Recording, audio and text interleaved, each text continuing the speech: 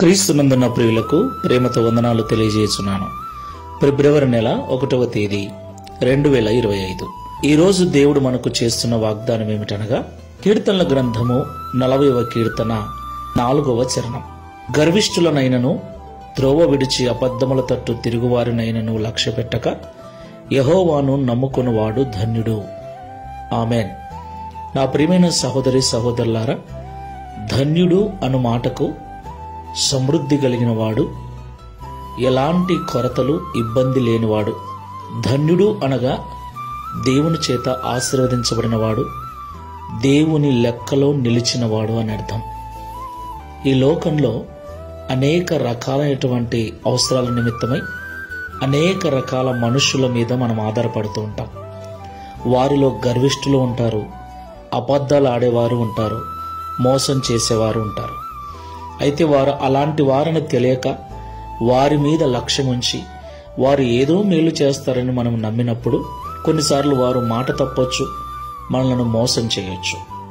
అయితే ఈ లోకంలో మనుషుల మీద కాకుండా యెహోవా మీద ఆశ పెట్టుకొని యెహోవా దేవుణ్ణి నమ్ముకున్నట్లయితే అట్టి వానిని దేవుడు ధన్యునిగా మారుస్తాడని వాగ్దానం చేస్తున్నాడు. ఈ మాటలుంటున్న ప్రియ సహోదరి సహోదరుడా, ఈ దైనందిన జీవితంలో నువ్వు చేసే పనిని బట్టి, నీ స్థితిని బట్టి మనుషుల వైపు చూస్తూ మనుషులను నువ్వు నమ్ముకుని జీవిస్తున్నావేమో. ఒకరోజు వారు మాట తప్పుతారు, మోసం చేస్తారు. కాబట్టి మనుషుల మీద కాకుండా దేవుని మీద ఆశ కలిగి దేవుని మీద మాత్రమే నమ్మకం కలిగి జీవించు. ఆయన ఎన్నటికీ మాట తప్పడు, ఆయన ఎన్నటికీ మన జీవితాలను విడిచిపెట్టడు. ప్రార్థన చేసుకుందాం. ప్రేమ స్వరూపుడైన తండ్రి, పరిశుద్ధుడైన ప్రభువా, మీకు స్తోత్రాలు చెల్లిస్తూ ఉన్నాం. నిజము తండ్రి, మా జీవితంలో అనేక పర్యాయములు మనుషులను నమ్మి వారు మాకు సహాయం చేస్తారని, వారు మాకు తోడుగా ఉంటారని, వారు మాకు ఆధారమై ఉంటారని నమ్మినప్పుడు మేము నమ్మిన వారే మమ్మల్ని మోసం చేసిన దినాలు, మేము నమ్మిన వారే మమ్మల్ని వెలివేసిన దినాలు ఎన్నో మా జీవితంలో. మేమెవరో తెలియనట్లుగా నటించిన వారు, మా బాగోగుల గురించి కనీసము మాటనైనా అడగనటువంటి మనుషులను మేమెందరినో చూశాం. ఆ సమయంలో ఎంతో కృంగిపోయాం.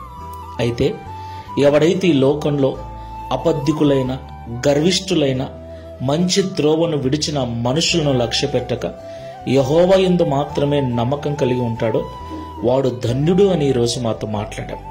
తండ్రి, ఈ ప్రార్థనలో ఏకీవిస్తున్న మేమందరం ఇక మీదట మనుషుల వైపు కాకుండా, మనుషుల మీద కాకుండా సర్వసృష్టికర్తమైన నీ మీద ఆనుకొని, నీ మీద మనసు పెట్టుకొని, మా ప్రతి అవసరములో, ప్రతి బాధలో నీ మీద మాత్రమే నమ్మకం కలిగి ఉండటకు సహాయం చేయమని, ఈ మాసమంతా నీ కృపలో మమ్మల్ని భద్రపరిచి నడిపించమని యేసు క్రీస్తు వారి నామములో ప్రార్థించి వేడుకుంటున్నాము తండ్రి.